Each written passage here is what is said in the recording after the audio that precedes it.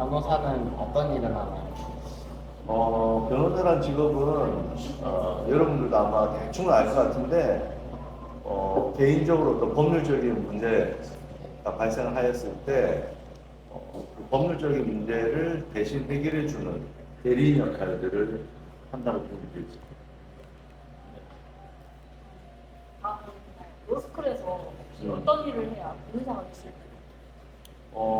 지금 우리나라에서 현재 이제 변호사, 판사, 검사가 되려고 하면 여러분들이 이제 일반적으로는 4년제 대학을 먼저 가야 돼요. 그래서 졸업을 하고 그럼 그걸 학사학위를 받는다 그러는데 흔히 말하는 로스쿨이라고 들어봤을 거야. 거기를 들어가서 3년 동안 또 대학원 생활을 하고 그래서 졸업을 하고 난 이후에 변호사 시험이라는 제도가 있어요. 그 변호사 시험 제도를 합격을 하면 이제 변호사 자격증이 나오는 거지. 그리고 새롭게 도전해보고 싶은 일이 있나요? 내가 만약에 두 번 다시 태어나서 새로운 인생을 산다면은 변호사는 안 하지. 왜? 한번 해봤으니까. 다른 삶을 살아봐야 되지 않을까. 그래서 나는 뭐 운동선수나 연예계 쪽, 연예인이 될 수 있는 뭐 가수라든가 춤 잘 추는 춤꾼이라든가 이런 거 좀 해보고 싶은 생각을 했어요. 나는 변호사를 하면서 혹시 불안했었던 일이 법적 분쟁을 해결해 주니까 네. 그 대가로 돈을 받지만 그 일이 잘 해결됐을 때 그분들로부터 사람들로부터 고맙다는 이야기를 많이 듣게 되거든. 그러니까 그때 약간 보람?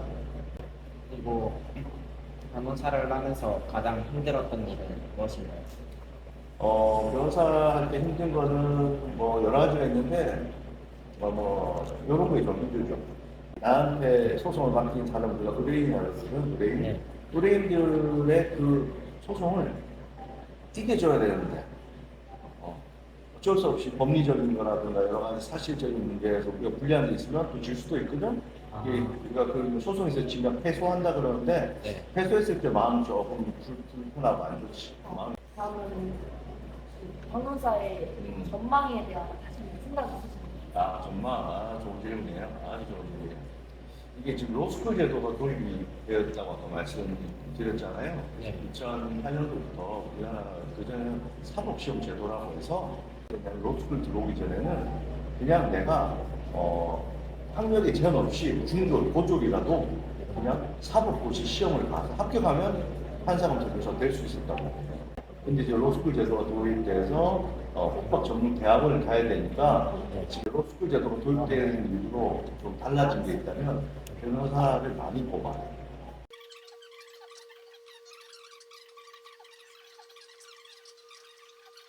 지금까지 변호사 생활에서 어떤 철학이 있으신가요? 저는 원래 처음에 검사가 되고 싶었어요. 멋있잖아. TV에도 나오는 거 보면 총도 차고 있는 것 같고 악당들 그리고 나쁜 깡패들 그다음에 세상의 흉악범들 갖다가 잡아서 벌을 주니까 남자로서 아주 매력적인 멋있는 직업을 생각했었는데 안 되겠다. 너무 이제 나이가 좀 들어서 검사하기는 그래서 바로 변호사를 시작한 거예요.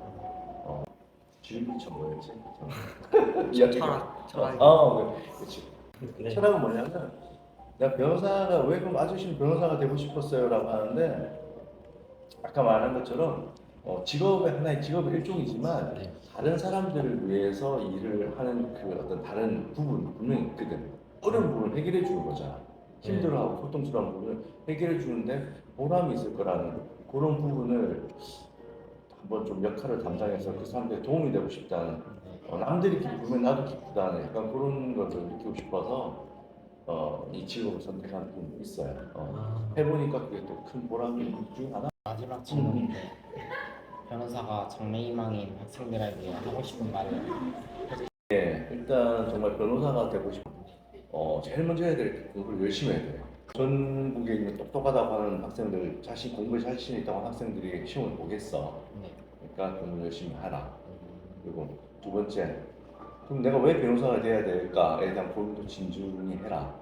이 변호사라는 직업이 아까 말한 것처럼 타인의 어떤 법적인 문제를 해결해 주기 위해서 열심히 노력하고 뛰어야 되기 때문에 네. 스트레스도 만만치 않아요. 내가 내일로 법률적인 문제 발생은 힘든데 남의 일을 갖다가 내 일처럼 해준다는 게 쉽지 않으니까 네. 본인이 좀 성격을 생각해 볼 때 나는 남의 일에 대해 관심도 많고 남의 문제 해결되기를 좋아하고 또 도와주길 좋아하는 성향이 있다고 하면 교사가 좀 맞는 것 같아요. 네. 마지막으로 또 스트레스 어느 직업이나 이제 여러분들이 나중에 어린이 되고 살면 스트레스 다 있는데 스트레스를 좀 잘 견뎌내야 될 부분 분명히 있어요. 제가 이 변호사 생활하고 지금 변호사 현직에 있지만 뭐 이렇게 변호사라는 직업에 대해서 관심이 있어서 이렇게 물어보고 내가 여러분한테 과연 도움이 될 만한 답변을 했는지 모르겠는데 조금이라도 제 말을 듣고 나중에 10년, 20년 후에 변호사가 되는 분들이 있다면 네. 하나 보람 있지 않을까라는 생각이 드네요.